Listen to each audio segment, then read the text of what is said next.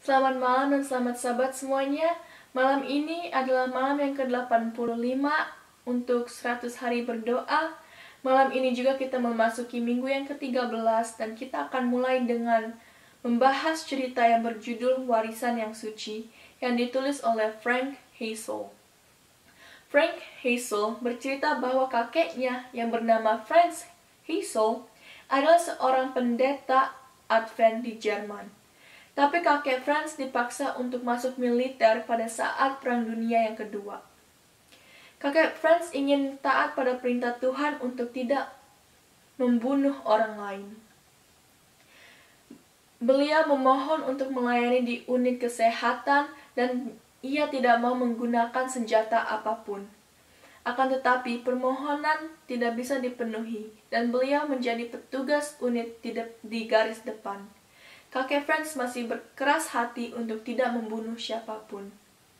Pada saat kakek Franz bertugas di Rusia, unit di mana kakek Franz berada ditugaskan untuk pergi ke rumah-rumah dan mencari semua orang Rusia yang bersembunyi, yang melawan, atau yang pernah menyerang pasukan Jerman. Dan apabila ada yang tertangkap, mereka harus ditembak secara langsung. Suatu hari, kakek Franz menyelidiki suatu rumah dan ia merasa ada yang aneh dari rumah tersebut. Pada saat kakek Franz masuk ke dalam suatu ruangan tersebut kosong, tapi kakek Franz masih merasa curiga. Dan pada saat kakek Franz melihat di bawah ranjang, ia menemukan seorang anak muda bersembunyi. Kakek Franz tahu bahwa kalau ia melaporkan anak muda tersebut, anak muda itu akan ditembak. Kakek Franz merasa kasihan akan anak muda ini, dan beliau keluar dari ruangan itu dan tidak melaporkan anak muda tersebut. Beberapa minggu kemudian, pada saat kakek Franz patroli di rel kereta api, grup Rusia datang menemuinya dan tidak ada cara untuk kakek Franz melarikan diri. Ia mempersiapkan dirinya untuk ditembak dan dibunuh. Tapi kakek Franz terkejut saat melihat muka dari pemimpin grup Rusia tersebut. Pemimpin itu adalah anak muda yang bersembunyi di bawah ranjang pada waktu itu. Pemimpin itu berkata, "Aku bisa saja membunuh kamu sekarang, tapi engkau cukup baik untuk menyelamatkan hidup saya, maka saya juga akan menyelamatkanmu." Dalam lindungan Tuhan, kakek Franz selamat. Kebaikan kakek Franz kepada anak muda tersebut dan kesetiaan kakek Franz pada Tuhan dapat menyelamatkan hidupnya. Kakek Franz telah meninggalkan suatu cerita warisan yang sangat baik dan suci. Ada sesuatu yang istimewa tentang kesetiaan. Kesetiaan membutuhkan perhatian yang penuh. Kita bisa saja menjadi seorang yang sedikit terkenal atau menjadi seorang yang sedikit kaya. Tapi kita tidak bisa menjadi seorang yang sedikit setia. Jika kita 95% setia, kita bukanlah orang yang setia, melainkan orang yang tidak setia. Kesetiaan membutuhkan komitmen dan Tuhan ingin kita untuk sepenuhnya menjadi seorang yang setia dan berdedikasi. Dalam Perjanjian Lama, kita sering membaca dan mendengar cerita Daniel yang dilempar ke dalam gua singa karena dia tidak mau mengkhianati Tuhan.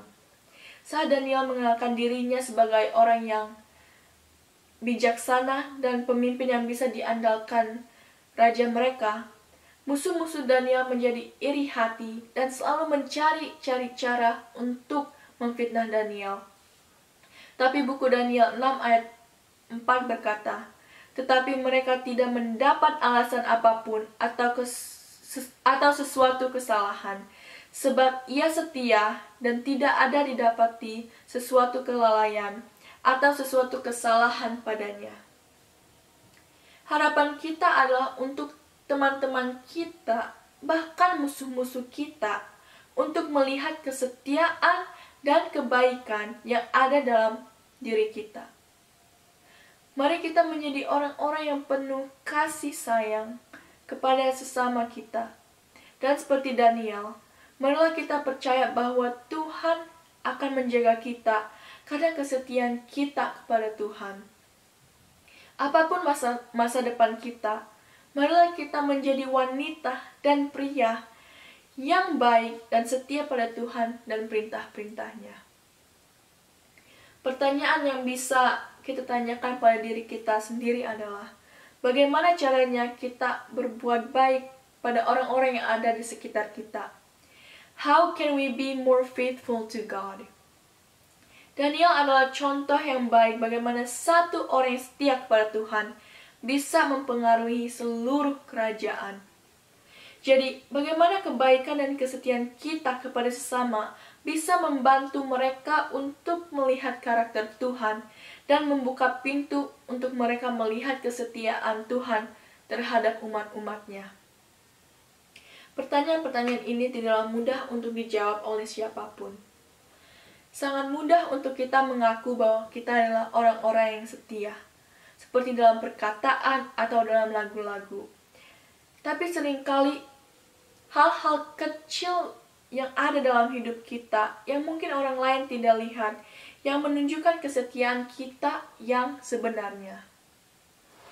Karena itu, marilah kita meminta Tuhan untuk membantu kita dalam bidang-bidang kehidupan kita yang perlu kita perbaiki.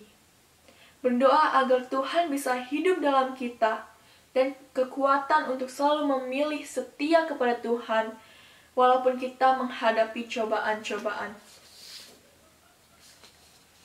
Acts of Apostle, page 51 says, "It is not a conclusive evidence that a man is a Christian because he manifests spiritual ecstasy under extraordinary circumstances. Holiness is not rapture. It is an entire surrender of the will to God. It is living by every word that proceeds from the mouth of God. It is doing the will of our Heavenly Father. It is trusting God in trial, in darkness, as well as in light. It is walking by faith and not by sight. It is relying on God with unquestioning confidence and resting in His love." Dalam cobaan seperti sekarang ini, sangatlah penting bagi kita untuk setia kepada Tuhan, untuk mempercayai semua rencana-rencana yang seringkali kita tidak bisa mengerti. During hard times like this, we often question God. Why is this all happening? People are dying out there, many people are losing their loved ones, people are losing their jobs, and many other things. We as humans do not have any answers to that, at least for me. But this is where faith comes in. We feel hopeless and worried, and often ask, when is this going to end? What is going to happen in the future? We still do not have any answers to those kinds of questions. But with faith, not little faith, we can trust God that He will take care of us. He will provide for us. He does have big plans for each one of us.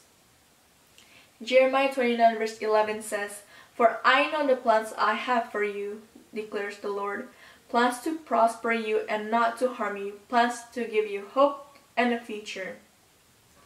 Faith in Writing, page 78 stated, "Now, brethren, you have educated yourselves so much in doubts and questionings that you have to educate your souls in the line of faith.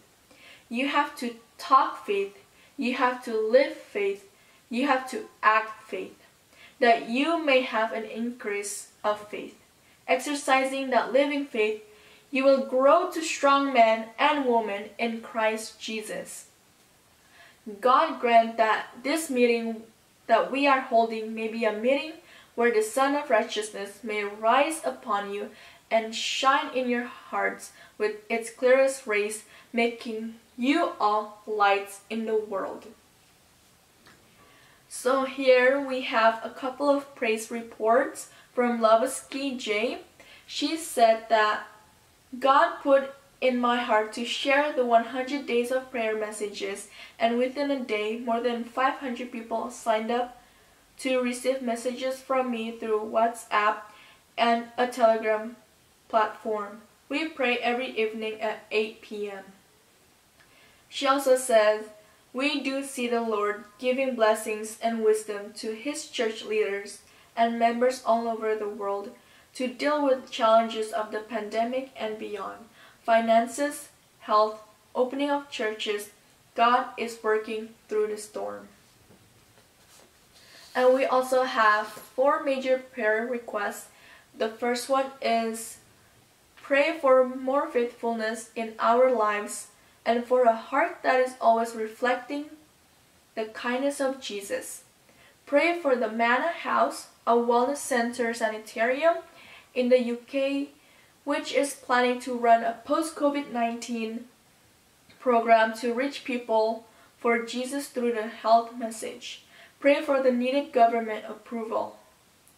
The third one is pray for the 1000 Missionary Movement Training Center in North Sumatra, as well as all missionary training institutions, to find ways to continue their ministry despite the COVID-19 pandemic. And the last one is to pray for members who have lost loved ones to the pandemic or for other reasons. So let us pray. Bapa kami yang di surga, terima kasih atas berkat-berkat dan perlindungan-Mu dalam minggu bekerja kami. Dan sekarang kami sudah memasuki hari Sabat-Mu yang suci dan indah, dan sebagai peringatan bahwa kami satu Sabat lebih dekat pada kedatangan-Mu yang kedua kali. Kami mohon Tuhan, bantulah kami untuk menjadi anak-anak-Mu yang lebih setia kepadamu, dan menjadi pribadi yang lebih baik, yang bisa menunjukkan kasih sayang-Mu pada dunia ini. Tuhan, pada saat ini, dunia kami sedang diserang oleh virus COVID-19. Kami berdoa untuk semua orang yang sakit karena virus ini ataupun penyakit lainnya. Jamahlah mereka dan sembuhkan mereka ya Tuhan, supaya mereka bisa melihat kebaikan dan kasih sayang-Mu. Kami juga berdoa untuk Manna House yang berada di United Kingdom dan rencana mereka untuk membuka pusat kesehatan untuk pasien-pasien COVID-19. Dan biarlah program ini bisa membantu orang-orang yang sakit dan menyebarkan kebaikan-Mu melalui program kesehatan ini. Dan bantulah pemerintah di sana untuk mengizinkan program ini berjalan. Tuhan, bantulah juga semua missionary kami dimanapun mereka berada untuk tetap menjalankan tugas mereka walaupun dalam situasi pandemi ini. Kuatkanlah mereka dan jagalah mereka dalam tangan perlindungan-Mu. Bapa kami yang di surga, kami juga berdoa untuk semua orang yang kehilangan orang-orang yang mereka kasihi karena COVID-19 atau karena penyebab-penyebab lainnya. Suatu hari nanti, kami akan berjumpa mereka semua di pagi yang cerah. Terima kasih atas semua yang telah Engkau berikan kepada kami masing-masing. Dengarkanlah doa-doa kami supaya semua ini bisa menjadi kehendak-Mu saja. We love you. Dalam nama Yesus kami berdoa. Amin. Thank you.